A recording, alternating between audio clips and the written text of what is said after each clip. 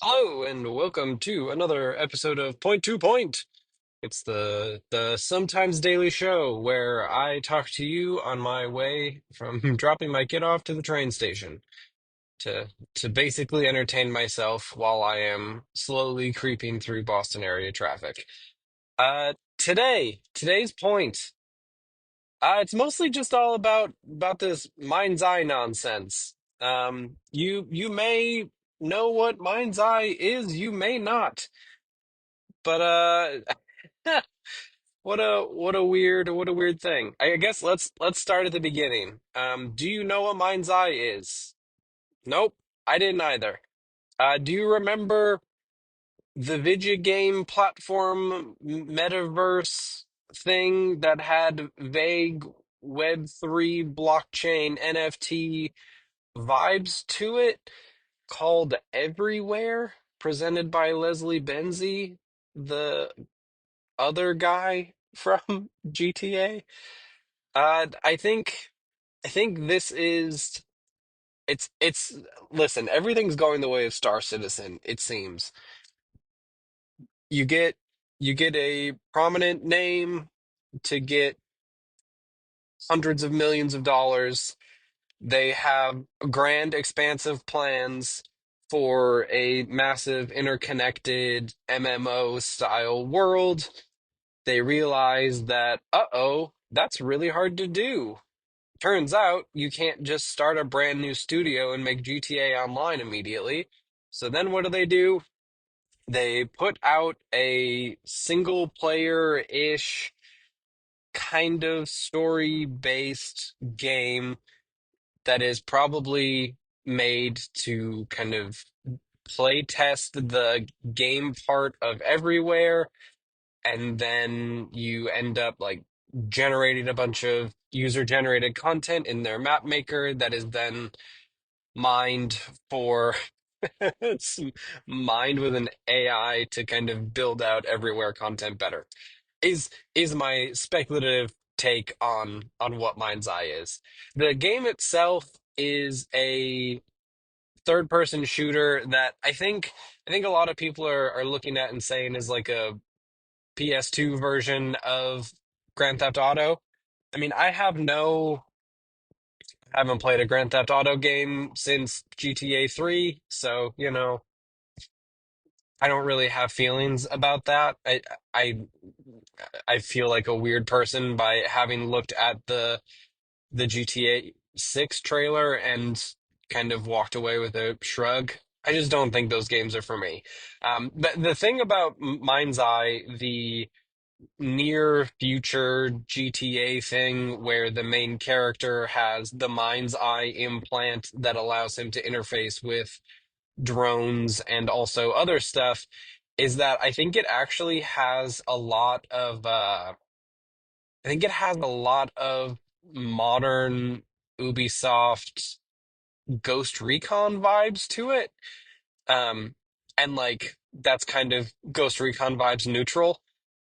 It's interesting. I don't mind the what was it, Ghost Recon Wildlands maybe came out a handful of years ago, and then Breakpoint came out slightly after that. It has similar. This is kind of a third person shooter. You can like tag your enemies, you can do all that stuff.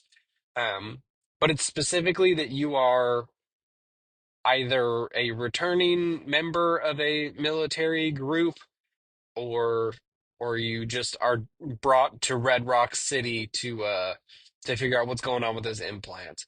But it also has shades of the first Watch Dogs, specifically the first one, not the second one. The second one everyone really liked. I don't know.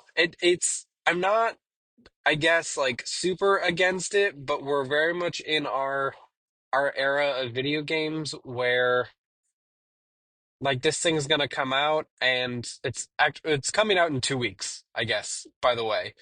Mind's Eye is releasing in like 2 weeks, and it has like real whatever, like true crime streets of LA kind of energy to it, which I think is fine, but this really feels like a game that is going to be, you know, $70, maybe 80, and it's just not, it doesn't seem worth it to me. Like there might be something to the like map editor that you can kind of play around with. I kind of think that maybe that's the most interesting part of this game, and that's not even from a like the Fortnite editor has existed for a long time, but as a person who would like to dabble in game design but does not have some of the pretty fundamental skills you need to do it, uh, I think having editors be a little bit easier to use, like looking at you, SnapMap, like I think Doom's level editor is really compelling and interesting as like a way to take something that is kind of complex and then make it pretty simple to manipulate and then test. And this seems very similar. It's a lot of like here's a barren landscape and let's plunk some objects down. It gives you the three axis kind of movement tools that I don't know how prevalent the idea of a blue, green, and red intersecting circles on X, Y, and Z axis is to folks. Like if that's like an easy thing to kind of grok, but I it seems easier than having to hop into something like Unreal and try to figure out how to code something. And I think that's probably the benefit of the Fortnite editor, but I haven't jumped in there in a long time, but that also was not the easiest to kind of just get in there and figure out. So I think it'll be interesting to see what folks do with it. The more like sour take on this game is just that, man, it's a real bummer to see a bunch of really interesting, cool things coming out and then see that dude who spent the last 20 years working on GTA is not even trying to do like Red Dead, but in Scotland, which is where Build a Rocket Boy is based. And instead, they're just, what if we made GTA again?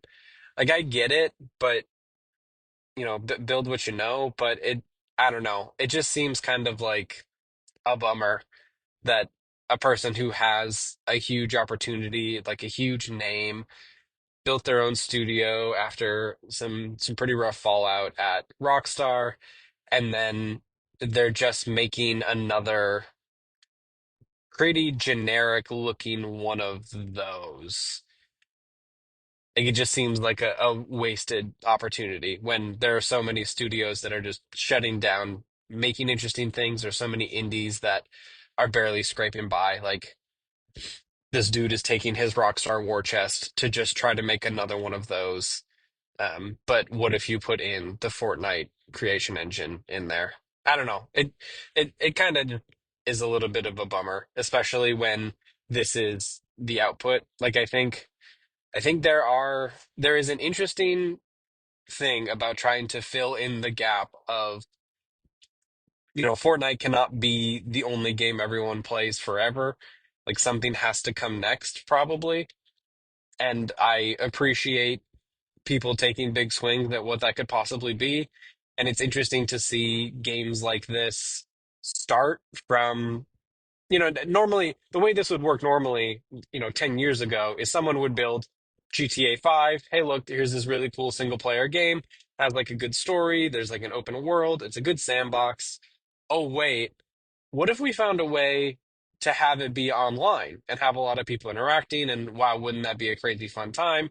Oh, hey, now that we have all of this online service stuff in here, let's roll in monetization because, we can kind of deliver content constantly like that. And now you have GTA Online. Like I'm sure it was part of the plan, but that was kind of how the rollout felt.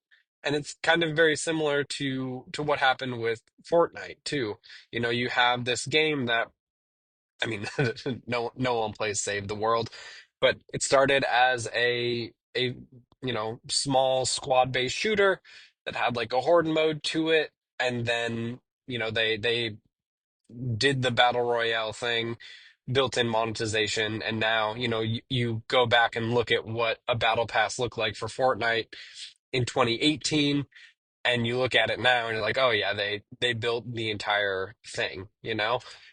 But it's weird, and I guess it kind of makes sense, but something like Mindseye and Everywhere, they just built it the other way around. Like they are building Everywhere currently, and then they put out Mindseye as like a way to, like, a gateway, basically. Like, get in here and try this thing out. And then, when Everywhere kind of kicks off out of its closed beta, you'll have like plenty of content in there. You'll have people who know how to play the game already. You will probably have some amount of paid currency in there if you're involved in that stuff. And then that game becomes more and more sticky as it goes. So it's interesting that, we've we've seen the GTA 5 launch and everything, and now that's we're starting there instead of you know, ending up there. It's interesting. But the second part of the mind's eye thing that I think is maybe a little bit more unfortunate, and why, even if it does not have any of that Web3 blockchain nonsense in it, is why it sure feels like it might, is I'm not sure if you saw the story that probably got more coverage than them announcing a trailer for this game, is that in the game's Discord, the co-CEO of Build a Rocket Boy, the studio, basically alleges that there's someone out there doing a coordinated bot campaign to generate all the hate about this game. Uh, they think they got something really cool. I think they have something generally pretty generic, but is, interesting enough to maybe check out a demo or something. Uh, but they think they have something pretty cool, something so cool perhaps that somebody out there is trying to shut it down by doing all this nasty nonsense. Uh, and I just, oh, it just feels so bad. Like, it just feels like a dumb thing to say. Like, you guys have, like, there's no way, there's no way this company built this game and didn't have someone else from outside look at it.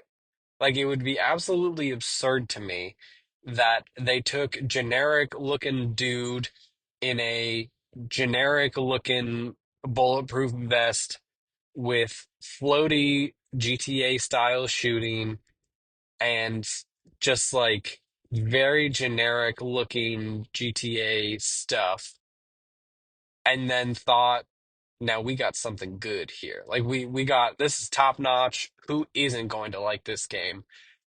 Like, no, like, it's one of those. Like, not that that's bad, but like, it is very much a foundation game that hopefully they will be able to build on top of. So the notion that someone is out here trying to cancel this game, that, there's a coordinated bot campaign out there trying to shut it down before it even comes out, is just absurd.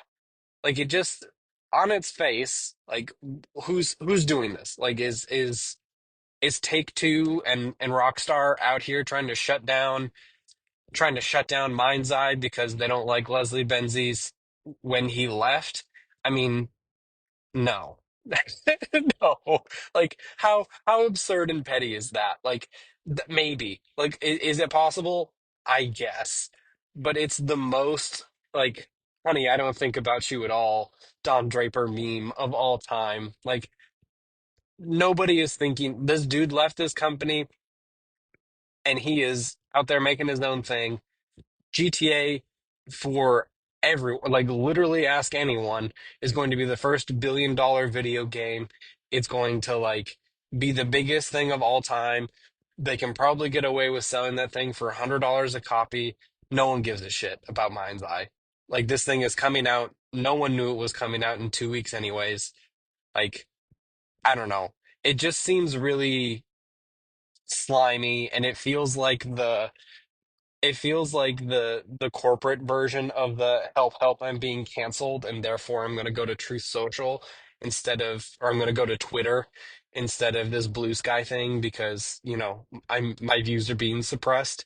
Like it's just the most like conservative bro nonsense of like obviously I have such an inflated sense of my ego that if people don't like this thing, it's not because the thing is bad or uninteresting or isn't doing something to jump out in the market.